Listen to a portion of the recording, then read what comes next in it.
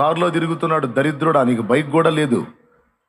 చూడు ఎన్ని కొన్నాడో చూడు, వీడి కారు కొన్నాడు, వాడు అది పొందాడు, వీడు ఇది పొందాడు. నీ బ్రతికేందిరా, నీ కర్మ ఏందిరా? అదేమంటే దేవుడు దేవుడు దేవుడు అంటావు. అరే భక్తి ఉండాలరా, దేవుడు ఓకే కాదంటలేదురా. పెద్దస్తమానం అదే పాట అయితే ఎట్లారా? 4 పైసలు వెనకేయాలరా, 4 పైసలు ముందేయాలరా అని సమాజం క్లాసులు ఇస్తుంటది. దేవుని చేత దర్శనం పొందినోడికి అసలు అవన్నీ లెక్కలు కాదు. వాడు కారు వేసుకొని తిరుగుతున్నాడంటే అయ్యో నాకు కారు లేదని ఫీలింగ్ ఉండదు వీనికి. వాడు బిల్డింగ్ కట్టాడంటే అయ్యో నేను కట్టలేదని ఫీలింగ్ ఉండదు. అలా దేవుని చేత దర్శింపబడిన వానికి దేవుడు అప్పగించిన పని, దేవుడిచ్చిన భారం, దేవుడిచ్చిన దర్శనం, దైవ చిత్తం తప్ప ఇక ఏది కదిలించలేదు. ఎందుకంటే చెప్తాను. వాడు బిల్డింగ్ కొన్నాడు లేదా బిల్డింగ్ కట్టాడు, నువ్వేం చేయలేదంటే అంతకంటే స్థిరమైన శాశ్వతమైన భవంతి నీకుందని నీకు తెలుసు.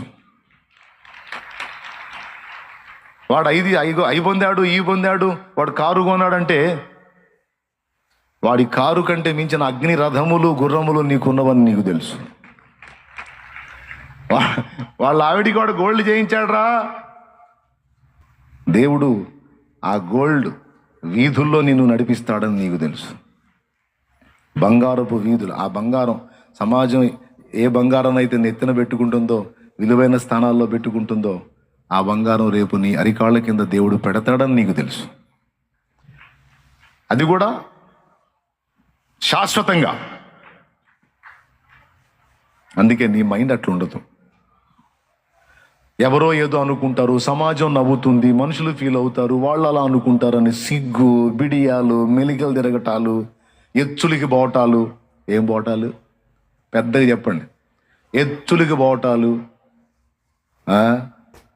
నేను అది సాధించలేకపోయాను, ఇది అందుకోలేకపోయాను, మొదలైన దరిద్రాలు ఏముండవు. అందిందా దేవునికి స్తోత్రం, అందలేదా వేరే ప్లాన్ ఏదో ఉంది, అందును బట్టి దేవునికి స్తోత్రం.